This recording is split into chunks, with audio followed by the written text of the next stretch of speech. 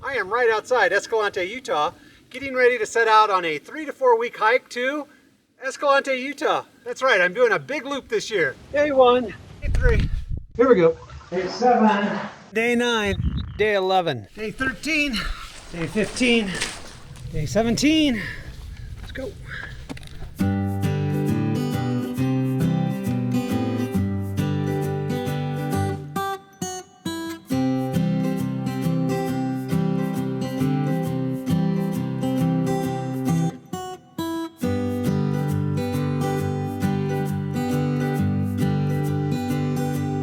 Day 19. You can see the straight cliffs up there. They beckon. I'm leaving the Escalante Canyons and headed up for the higher ground. Well, I tried patching my sleeping pad again last night and it didn't work. It's just night after night of misery. It's so bad. You know, I'll inflate it and about half an hour later it'll be flat. It's zapping my energy during the day because I know I haven't been as talkative because I get to these little breaks and I just want to zone out. So anyway, I'm going to have to start an alternate method. I think I'm just going to layer some extra clothes and some extra padding that I have and just try to make do. All right, that's a thought for now. Jack Rabbit. How you doing, bud? What's happening? You gonna hop for me? Go. Cache 3 is intact.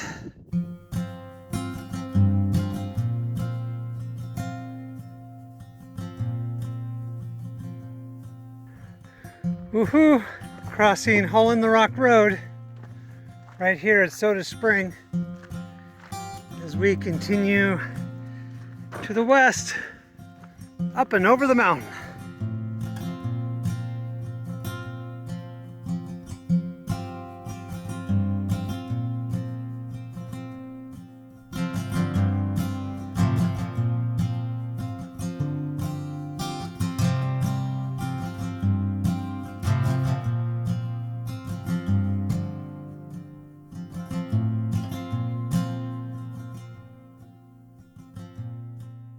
Quite the workout climbing this ridge. It's a long ways to go to get up to Fiftymile Bench. Looking over to Hoodoo Valley over there. Those are enormous. Some of the biggest I've ever seen, probably. Man, those really are incredible. I wish I could get over to them. Looks like it'd be very difficult and I just don't have the time or energy, but pretty amazing. They're close to 100 feet tall. It's a whole ridge of hoodoos. But those are the best, that trio.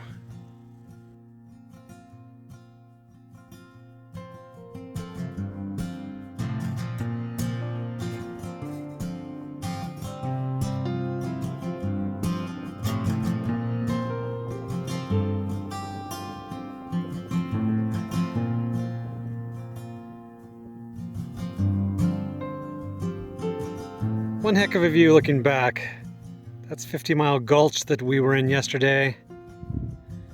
Willow and 40-Mile would be one up. A little bit farther up would be Coyote Gulch. And that's where we crossed, and you can see the higher plains over there. At Stevens, we went up Stevens, then we followed that high ridge all the way along there. You can see Deer Point right there. We passed in front of that. That's where all the desert was in bloom. Down the Moody Canyons were in there and over to Harris and back over this way. That's Boulder Mountain out there. So Escalante would be right around the corner there to the left. One heck of a landscape.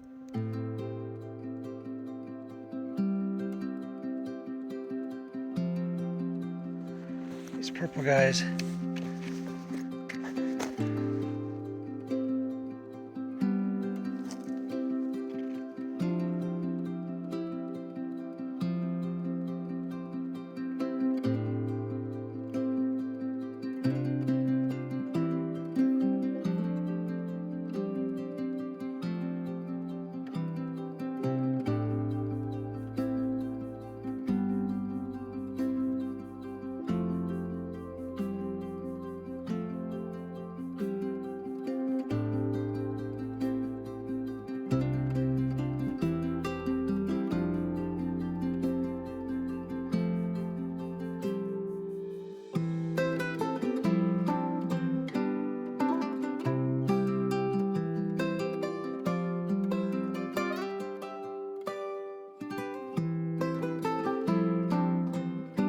Hallelujah, there's water. I did not expect to find water here. I thought it was a long shot. So I've been going by with very little and carried a lot up that hill. That's awesome. All right, now I'm gonna drink up.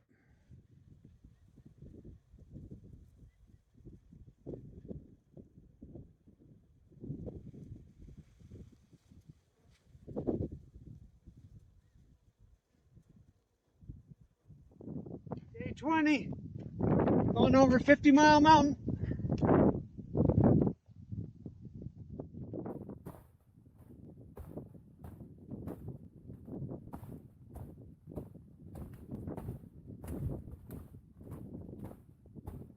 Day 20, I'm on the lower trail. It's an old stock route that climbs through the cliffs here at the top of 50-Mile Mountain. Not sure exactly where it goes, but I will find it. Taking a break in a shady spot while climbing 50-Mile Mountain. It's a pretty cool route. It's well constructed. Pretty amazing what they were able to accomplish back in the day. It cuts through these boulders and winds its way up there. Good view looking back. All the canyon country out there.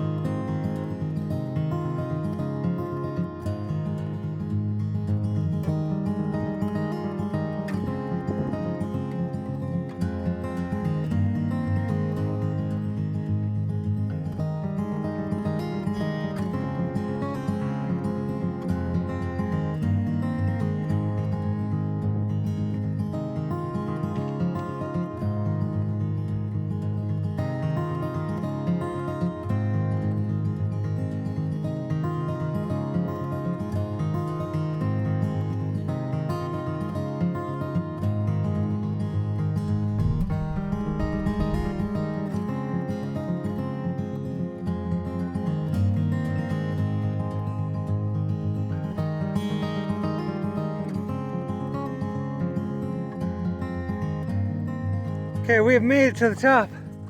Woohoo! That was rough. Marked by these giant cairns. Historic, no doubt.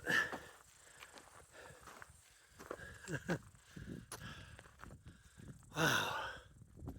Feels so good to be up on top of the mountain. Taking a little lunch break. I don't usually break for lunch, just kind of snack throughout the day, but seemed like a worthy occasion. So I found a nice spot under this little pine tree with a great view out there. Look at that. Changing up my food this year too. I brought some tortillas, which is something I never do, and had a little pulled pork tortilla wrap, and it was great. That's the word for now. I'm suddenly in quite a different environment.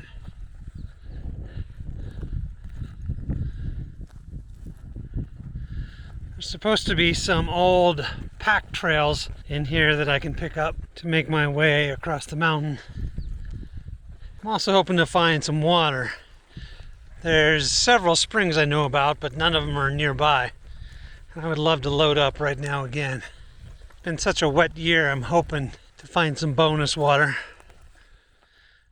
3 different pack trails intersect right down here in this gully somewhere. So I'm hoping to find those. I have my bearings and an easier path to follow. I remember having this feeling before, but the scale on top of 50-Mile Mountain is just so much bigger than you expect. It just looks so flat and open. And it's not the case at all. The ridges and ravines are big and deep and brushy. Looking for water, and I found water.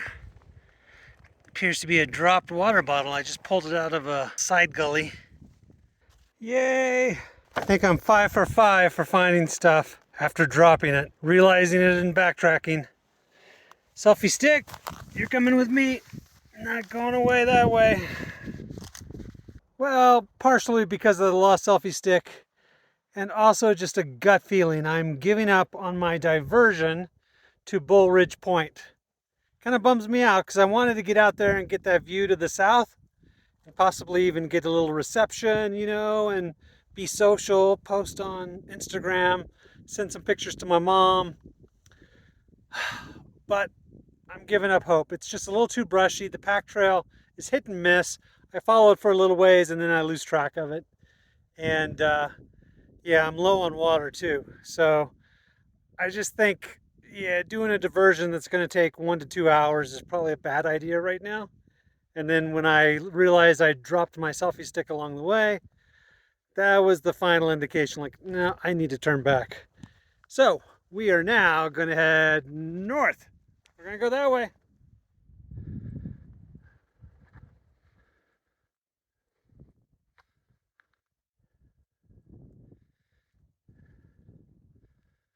You can actually see a little bit of Lake Powell out there. I think that's the main channel right near the Escalante confluence. As I'm making my way north, Navajo Mountain pokes up above the horizon. So I do have reception. I was able to send those photos to my mom after all. Pretty cool view. You can even see a little bit to the west, to the southwest, over towards the lower part of Lake Powell. You'll never believe me, but I can see Molly's nipple out there. Way out there in the sun. It's out there. Molly's nipple.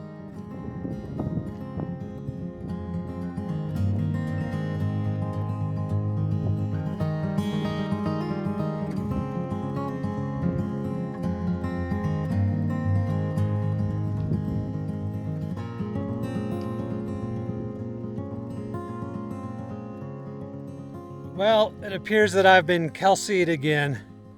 I'm out here looking for guidebook author Kelsey's rim ruins, and I can't find him. I followed his directions, been bushwhacking for like a half an hour up on these high cliffs, and I see no ruins. According to his directions, it seems like they would be on that level or maybe down there, but it doesn't seem like he described them as that low. That would make sense if I was on top of them right now. But I really don't want to climb down that low because I'd have to go around that point and down. Could be on this ridge, but based on his directions, that's too far away, too far north. I really should be at him right now.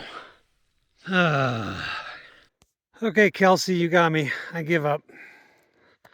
But it is one incredible view. That I do like. Well, that's too bad. That's another wasted side journey. Today has not been a very productive day for mileage. Okay, well, I think I'm giving up.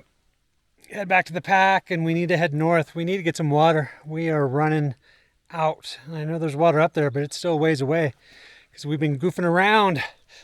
All right, time to get to it.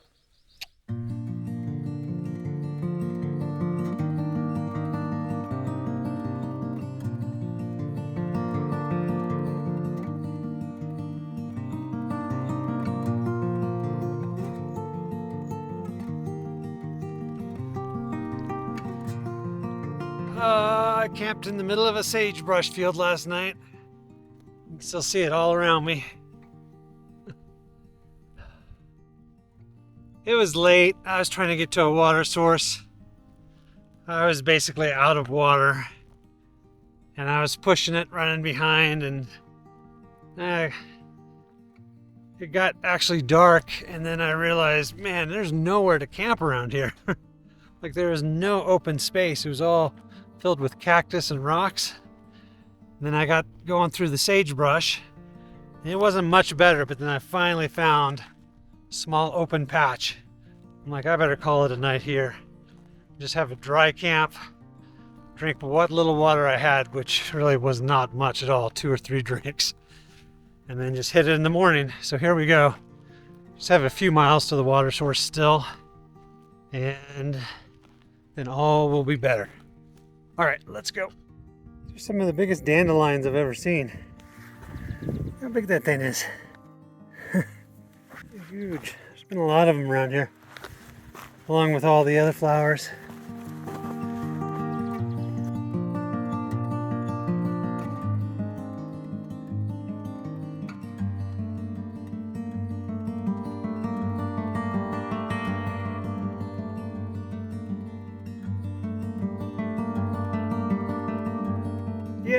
glorious water. I took a chance and went off my most direct route to the spring, hoping to find some water down in this gully, in this hollow. Sure enough, there's plenty of it. The water tastes great. I feel so much better now. I know I've said it so many times, but water makes all the difference in the world. When there's plenty, I am just happier in general. And when it's scarce, it's tough. Like last night was a pretty miserable night without water. Even though I knew I'd be to it fairly soon this morning, it still was not fun. Gotta love the water.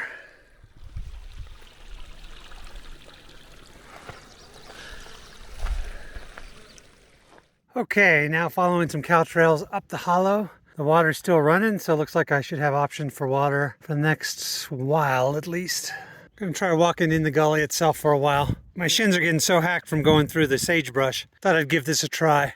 Less brushy, but it's gonna be muddy, so mud versus brush. To be determined which is better. So far, mud is winning. A lot faster, my shins are thanking me.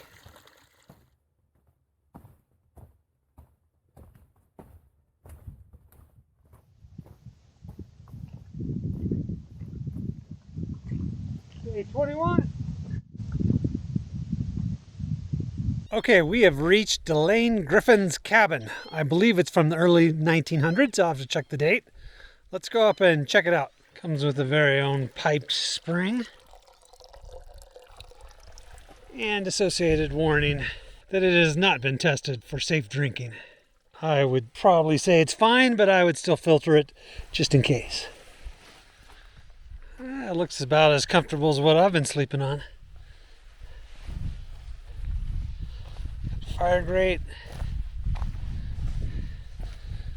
Looks like somebody's been trying to burn their trash and did a poor job and left all the trash behind.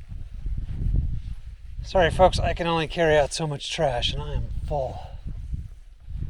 Wow, yeah, it's a shame. This place is really trashed.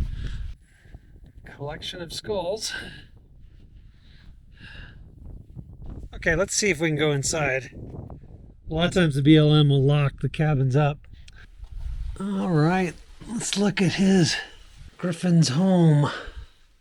So a lot of this is gear used by the BLM. They use it as a stashing location.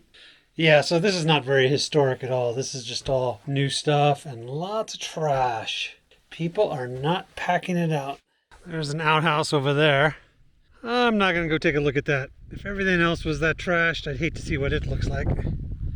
But anyway, interesting sight nonetheless, but it's time for us to get back to hiking. All right, let's go.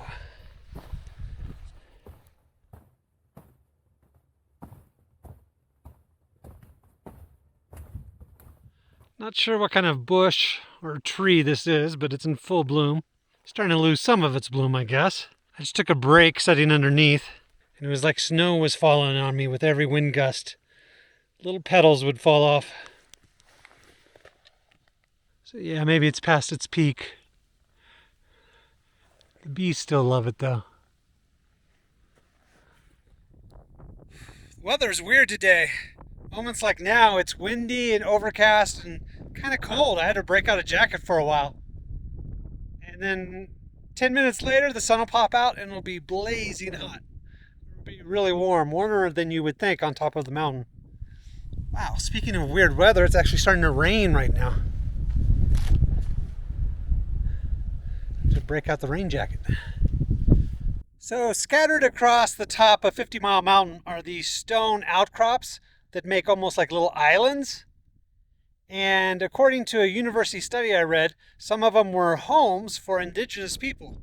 And this was one that was cited in the study. So I'm going to go check it out. Let's go. Okay, we're up on top now. And you can definitely see some structures here. There's not much left. There's 3 circular or rectangular structures here and at least one more farther back in the woods. I assume this is just an interesting rock, but it's kind of cool. Kind of see the outline of the walls. So chances are these were habitation rooms with a thatch roof of some sort. And this one here is actually quite large. Pretty cool stuff. Probably close to 1,000 years old. It's time to get back to hiking. Let's go that way. Actually, no, let's go that way.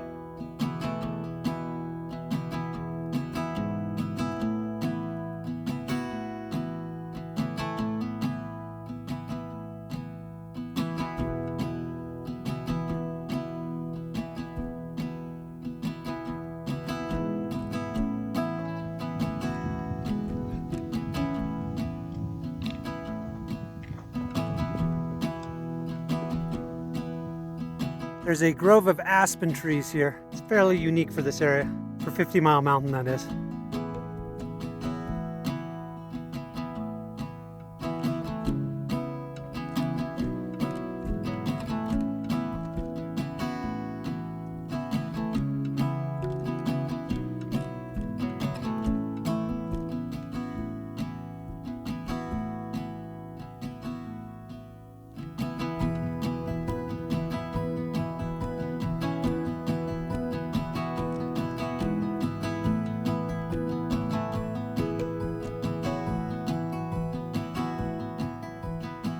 All right, stepped off the trail for a bit as it neared the edge of the mountain to get another good look at canyon country. We're looking right down on, that's Hurricane Wash right there, going down into Coyote Gulch. See Chimney Rock out there. Of course, the Henry Mountains in the distance.